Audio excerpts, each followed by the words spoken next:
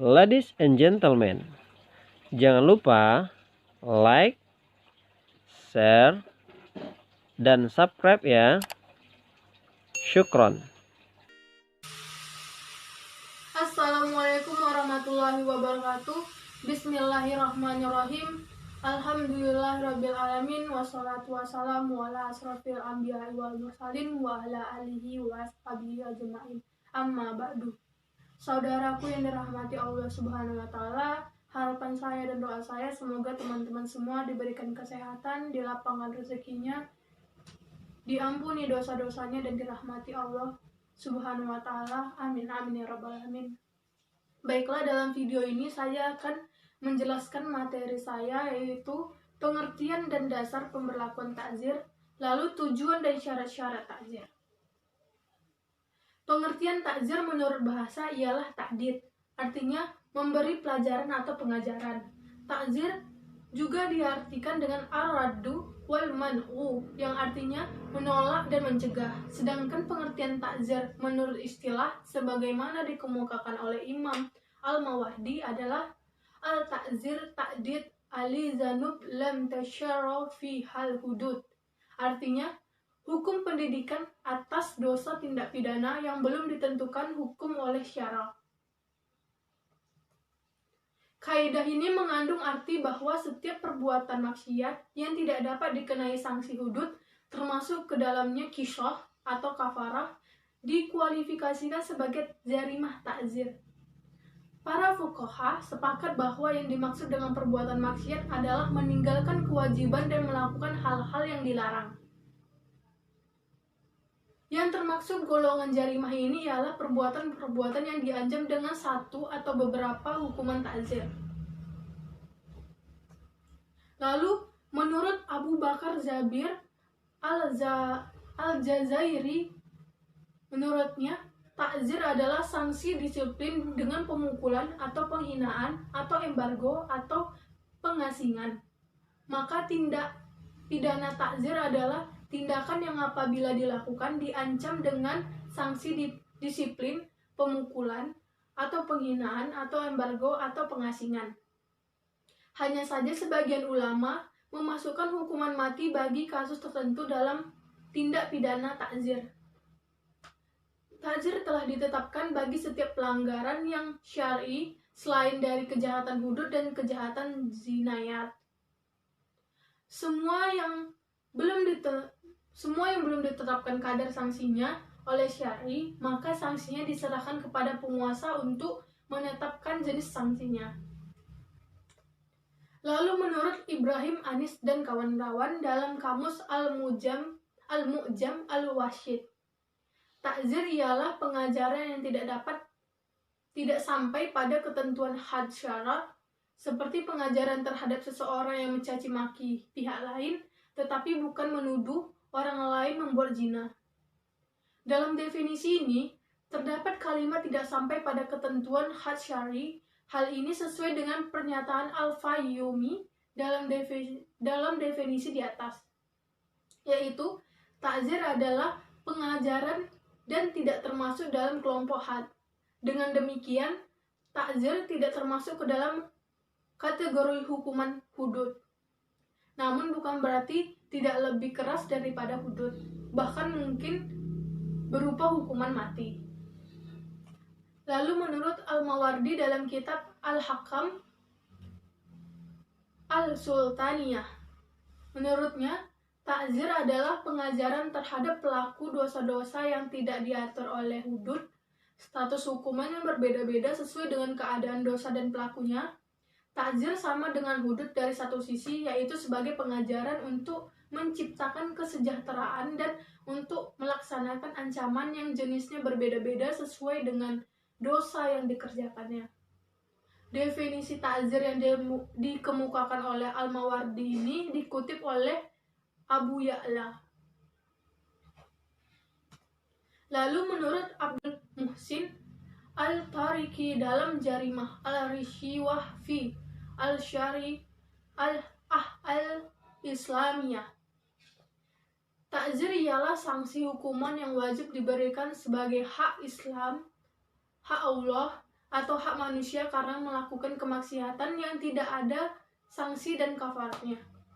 Hal ini mendasar yang ditegaskan dalam definisi ini adalah bahwa ta'zir bukan sebagai sanksi yang masuk dalam jenis sanksi hudud dan kafarat. Karena ta'zir merupakan kebijakan penguasa setempat.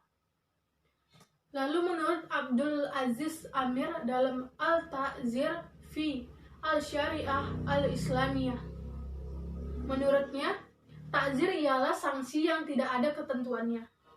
Hukumannya wajib sebagai hak Allah atau manusia karena melakukan kemaksiatan yang tidak termasuk ke dalam sanksi had dan kafarat. Ta'zir sama dengan hudud dalam hal fungsi, yaitu sebagai pengajaran untuk menciptakan kesejahteraan dan sebagai ancaman. Definisi ini memiliki kesamaan dengan definisi ta'zir Al-Mawardi Anlah dilihat dari tahun wafat penulisnya. Sangat mungkin Abdul Aziz A mengutip pendapat dari Al-Mawardi. Lalu menurut Abdul Qadir Audah dalam Al-Tashiri Al-Jinai Al-Islami Mugarana Al-Qanun Al-Wadi, ta'zir ialah pengajaran yang tidak diatur oleh hudud dan merupakan jenis sanksi yang dilakukan karena melakukan beberapa tindak pidana yang oleh syariat tidak ditentukan dengan sebuah sanksi hukuman tertentu.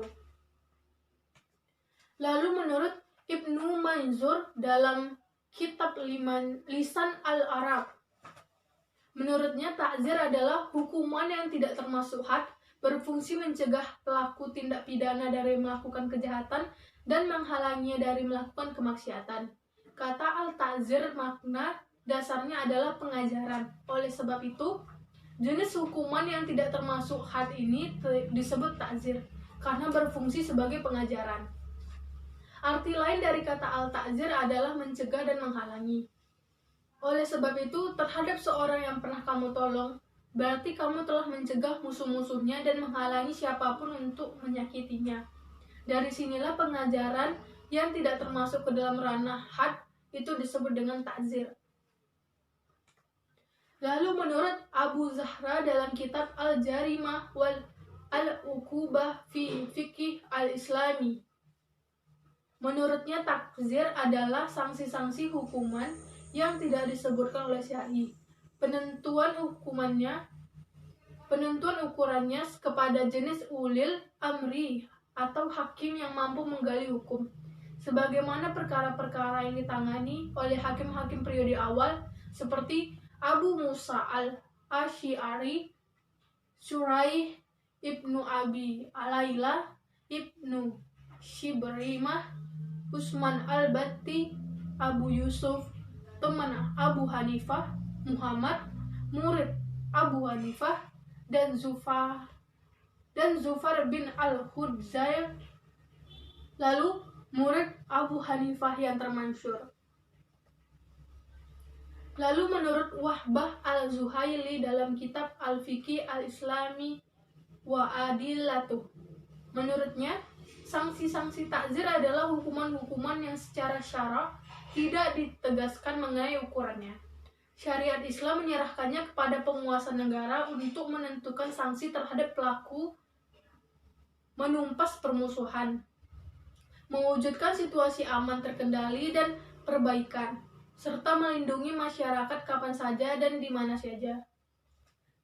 Sanksi-sanksi ta'zir ini sangat beragam sesuai dengan situasi dan kondisi masyarakat, taraf pendidikan masyarakat, dan berbagai keadaan lain manusia dalam berbagai masa dan tempat.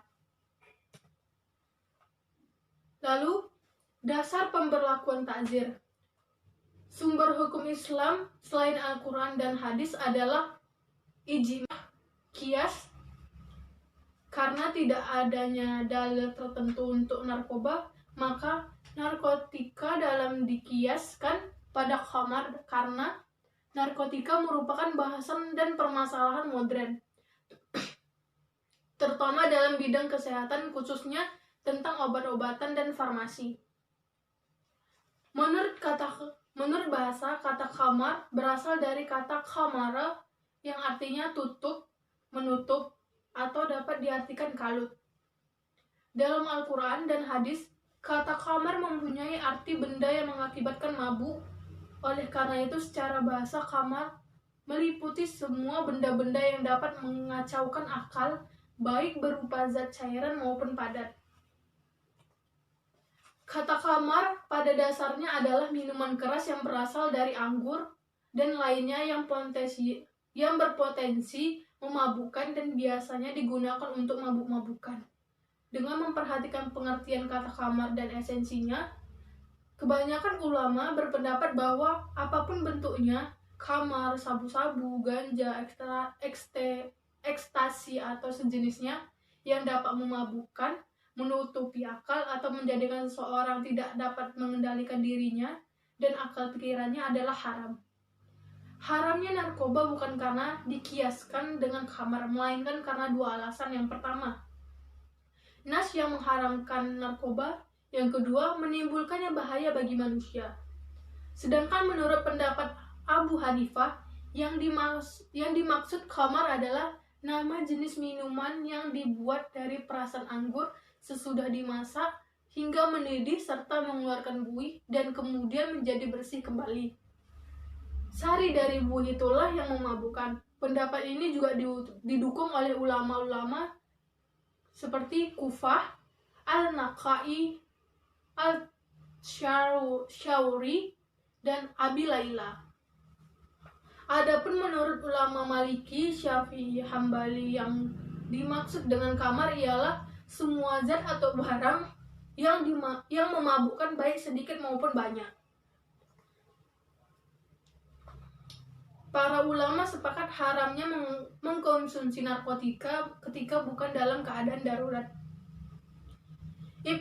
Ibnu Taimiyah rahimahullah berkata, narkoba sama halnya dengan zat yang memabukkan, diharamkan berdasarkan kesepakatan para ulama.